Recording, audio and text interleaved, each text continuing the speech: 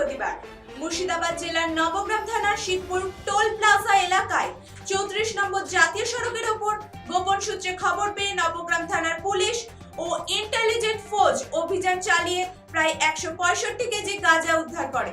বুধবার গভীর রাতে একটি 6 চাকার গাড়ি ফারাক্কা থেকে বহরমপুরের দিকে যাচ্ছিল। এরপর রবি দাস ও বৈকুণ্ঠ সরকার নামে দুজনকে আটক করা হয়। জানা যায় দুজনের বাড়ি অশোকনগর ও কোচবিহার এলাকায়।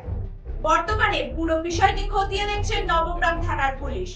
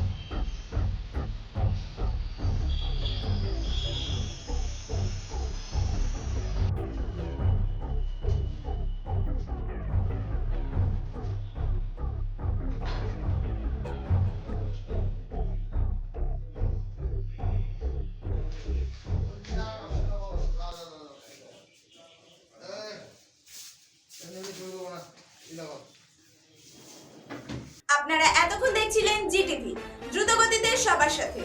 আরো বিস্তারিত জানতে চোখ রাখুন আমাদের ইউটিউব এবং ফেসবুকের পর্দায়, এবং সমস্ত নতুন নতুন খবরের আপডেট পেতে দেখতে থাকুন আমাদের ডিজিটাল সংবাদপত্র www.gtvlivenews.com এর পর্দায়।